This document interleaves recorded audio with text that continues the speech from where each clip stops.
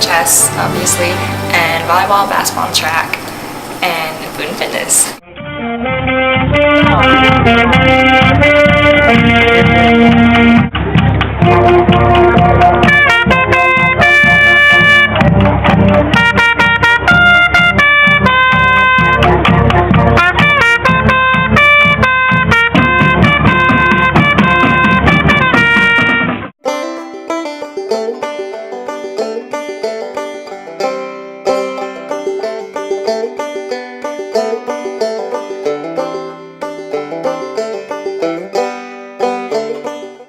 Okay, so what was involved in that?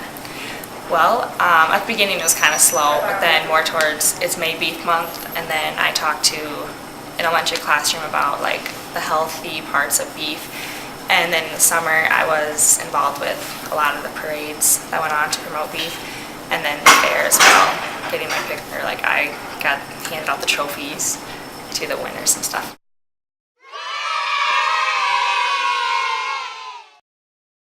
Well, our meetings, we were gonna like elect officers, but we haven't gotten to that part yet. So we're just kind of all in it together.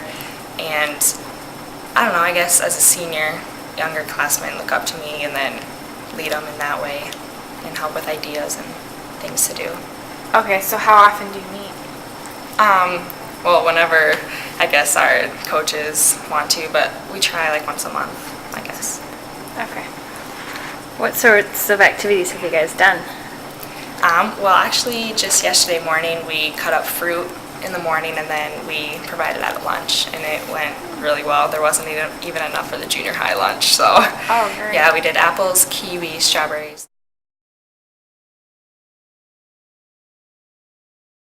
My sister and I decided to walk to school one day because it was walk to school day, and we thought it would be crazy, but we got up at 4:30 and we left our house at 4:45 and got to school at 7:45.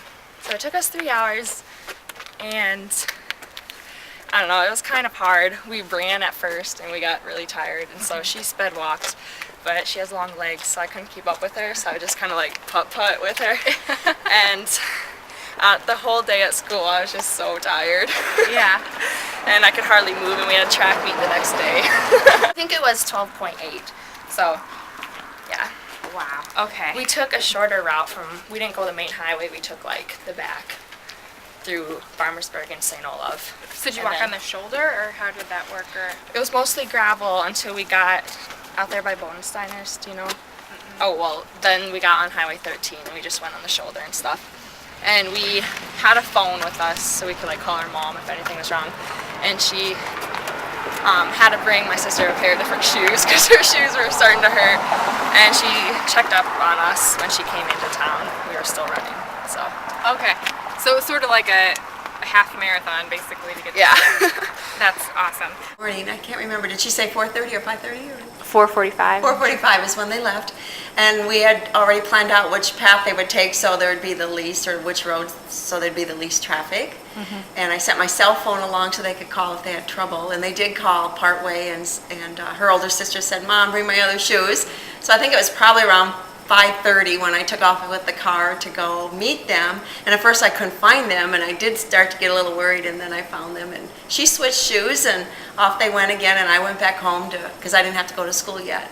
But then when I left for school, I followed the path that they had gone on, and they were almost to Highway 13 by that time because they had taken like back roads and gravels and Wow. to get to school. So they thought when they got that far they were almost there, but then they realized it was still a ways to get there.